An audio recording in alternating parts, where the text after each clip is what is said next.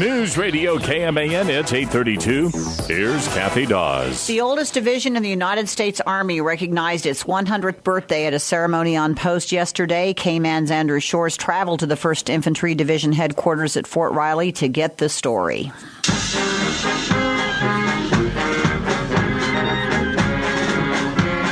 The Big Red 1 celebrated its 100th birthday at a victory with honors ceremony on Thursday morning at Fort Riley. Soldiers dressed in uniforms from conflicts over the last 100 years to tell a visual story of the Army's oldest division. 1st Infantry Division soldiers live by the motto, duty first, and that attitude is best reflected in the way the division was the first on the ground in World War I, World War II, and the Vietnam War. Brigadier General Patrick Frank said the history of the division is part of what makes being a member of the 1st Infantry Division so unique. Before Thursday's ceremony, 10,000 soldiers ran a 4-mile course around Custer Hill in a display of unity. That type of pride and knowing that we've got soldiers that are out there in harm's way impacts all the 10,000 soldiers that were in the run this morning. And you can see that unit pride in the Big Red 1 come out of them from PT in the morning to final formation at night. Fort Riley Soldier of the Year was also recognized at the Victory with Honors ceremony as members of various brigades cased the colors of each regiment that served in the Iraq and Afghanistan wars. The first 100 years of the 1st Infantry Division have contributed to the safety and freedoms of American citizens.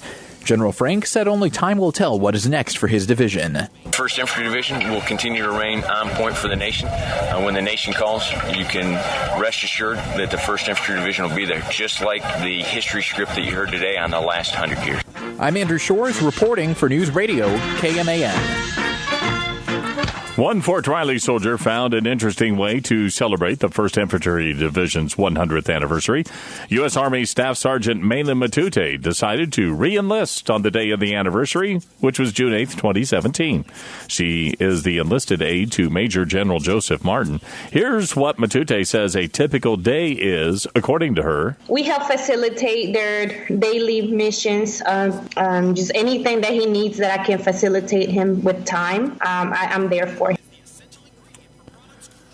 Matute says she is also Martin's personal chef. Her complete interview can be heard on our website at newsradiokman.com. The Fort Riley Museum Complex, a place to go to learn more about the 1st Division. Complex Director Dr. Robert Smith talks about what visitors can expect from the museums. 1st Infantry Division Museum, you will see artifacts that go back from 1917 to the birth of the division. We tell the story of the division all the way through World War II up to its present operations in Iraq and Afghanistan.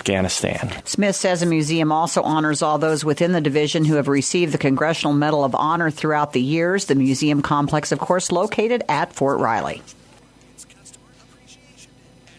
Riley County Commissioners were updated on revenues Thursday morning. County Treasurer Shiloh Hager said the county's general fund is just over $15.8 million.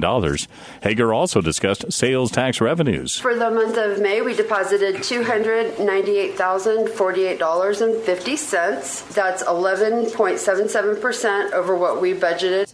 Hager said sales tax collections this month are down 0.63% compared to this time in 2016. However, collections for May 2017 are up 9.37% compared to April. The Manhattan Public Library and the UFM Community Learning Center are partnering up to bring the Talk 20 MHK. The event's a rapid-fire TED-style talk in which Manhattan area community members will be talking about their passions. UFM Community Learning Center Education Coordinator Kayla Savage talks about what this event can mean for the community. We know that the Manhattan community is growing, just each a little bit every year. Eventually our community is going to be pretty big, and these kind of connections and these kind of relationships are really, really important. For more information on the event or to submit your own idea, you can visit talk20mhk.org. The 9th annual Nelson's Landing Benefit kicks off this evening, starting with Jordy Nelson's autograph signing session at 6 p.m. at Nelson's Landing Restaurant in Leonardville. The benefit proceeds will go to 2 recipients, the first being Owen Dick, who's a 1-year-old baby. And so we do have a little boy who will be 1 in July. His name is Owen Dick, and he's the first of our recipients. He has a rare heart condition. The second recipient of the proceeds is a local to Leonardville. And then our other recipient is Tim Graham. He is a local community member, works at Nelson's Landing. He's a great, great kid. And he actually has cat scratch fever. And it's a bacterial infection that poor Tim got from a small kitten. The events for tomorrow include a golf tournament starting at 10 a.m. at the Leonardville Golf Club, a drive or ride event that starts at 11 a.m. at Nelson's Landing that takes people on a tour through Junction City, Wamego, Onega, and Oldsburg. There's also a silent auction beginning at 4:30 and a live auction at 7 p.m. at Nelson's Landing as well. For more information on the events, you can go to their website, nelsonslandingks.com. It's 8:37 at News Radio KMAN. News Radio KMAN with a sunny day expected. Top temperature 87 degrees. South winds 5 to 15 miles an hour, gusts up to 20. Then clear 70 tonight, and tomorrow sunny 92. Sunny 93 on Sunday. And over this weekend, those south winds 10 to 15 miles an hour could be up to 20 and 25. Even gusts up to 30 miles an hour can be expected. Mostly sunny skies over the Flint Hills. Fort Riley this morning checks in with 68, 74 in Wamego, 73 in Manhattan at News Radio KMAN. It's a very big production, probably one of the biggest we put on for a long time at the Columbian. Linda Utoff's the lead in the Columbian Theater's production of the musical Gypsy. Being hailed as one of the greatest American musicals by numerous critics, it allows the dreams and efforts of Mama Rose as she raises two daughters to perform on stage. Wamego will be showing the musical today through the 11th, also the 16th through the 18th, and 23rd through the 25th at the Columbian Theater. A Manhattan man was the victim of an aggravated robbery and kidnapping. Officers listed 17-year-old Muhammad Mahali as the victim when he reported that 2 known and 4 unknown suspects attacked him and took his cell phone, wallet, and cash. Muhali reported that they also damaged his watch during the attack. Total loss associated with the case is approximately $1,200. Police ask that anyone with information contact RCPD or the Manhattan-Riley County Crime Stoppers. In state news on this Friday morning, Kansas Democratic Party Chair John Gibson says the Republican Party would continue to endorse the failure of Sam Brownback if Chris Kobach becomes the party's next nominee for governor. Kobach, the current Kansas Secretary of State, announced Thursday he plans to run to replace Brownback. Kansas legislators are moving closer to wrapping up work on state budgets for each of the next 2 fiscal years so they can adjourn their annual session. The House approved a single bill with the next 2 annual spending blueprints for state government on a 99-23 vote Thursday evening. The Senate already has approved its own legislation. Negotiators for the 2 chambers will draft the final version.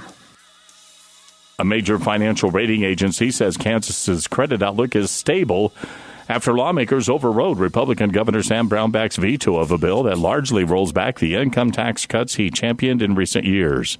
The Kansas City Star reports that Moody Investor Services affirmed the state's AA2 credit rating and revised its outlook from negative to stable after the legislative action Tuesday night. And authorities say the body of a Topeka woman has been found after a hunt that began when her estranged husband was accused of kidnapping her. The Topeka Capital Journal reports the body of 33-year-old Viviana Vasquez was discovered around 4:30 p.m. Thursday in a tree line as a person was mowing. Police issued an arrest warrant for her 38-year-old husband, Pedro Enriquez, after an injured Vasquez was abducted Wednesday. It's 8:42 News Radio KMAN. Welcome to Friday morning. Yes. Just about released. It's almost, recess is coming up. Mm-hmm. It's kind of close. what it's, yeah.